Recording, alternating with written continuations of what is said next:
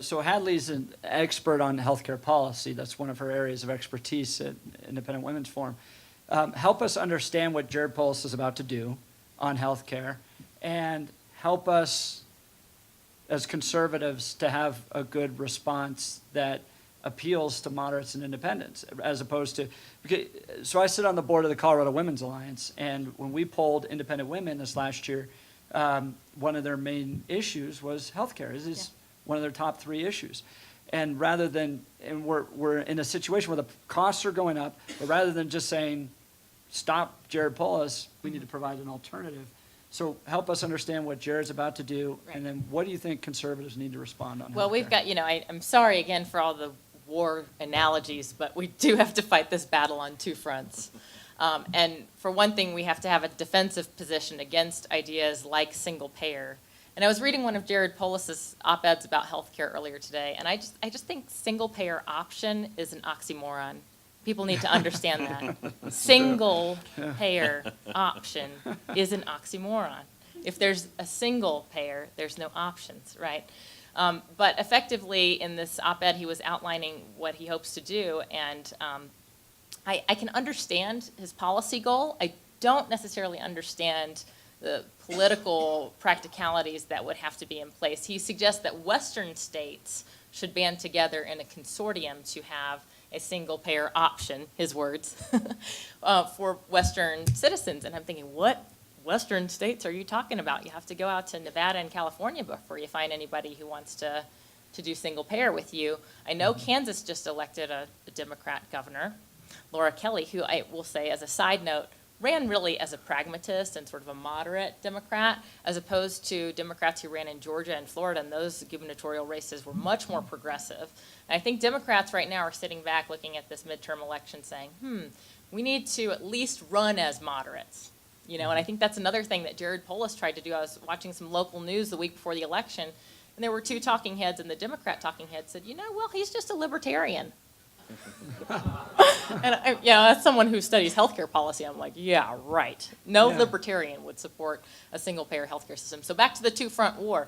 We have to defend against bad ideas like single-payer, because this is something that's not just an issue in Colorado. This is an issue for our nation.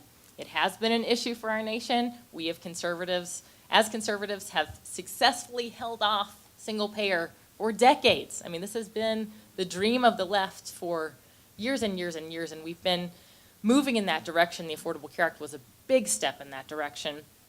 But the other front is that we have to explain why the Affordable Care Act also is not the solution. Democrats are divided. I said they were motivated healthcare voters, but even within the Democratic Party, those are the people who say we need big changes to the healthcare system, which I find remarkable, because I would think conservatives would say we certainly need changes to healthcare policy, but the Democrats think so too. So there's really 3 types of people. There's people who don't like the Affordable Care Act. There's people who don't like it for a different reason. They want single payer. And then there's people who are trying to figure out ways to make it work, and that's a tough job. But I would say our job as conservatives is to describe why single payer isn't the best solution, and also the Affordable Care Act. And so this gets down to the key issue in the Affordable Care Act, at least from a political perspective, is the issue of pre-existing conditions.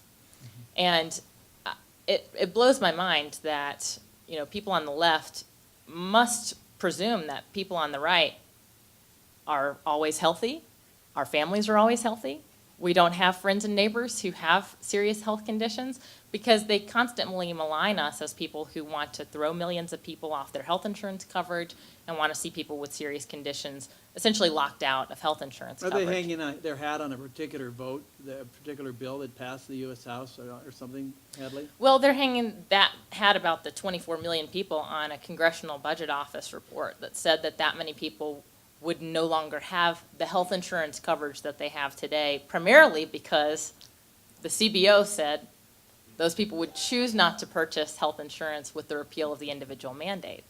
And the Congressional Budget Office hasn't gone back to do another score of how health insurance coverage would be affected now with the repeal of the Affordable Care Act, because the individual mandate penalty will be 0 in 2019, because the Tax Cuts and Jobs Act, the Trump tax package, zeroed that out effectively. So back to your key question, Jeff, which I think is, how do we present our perspective on healthcare?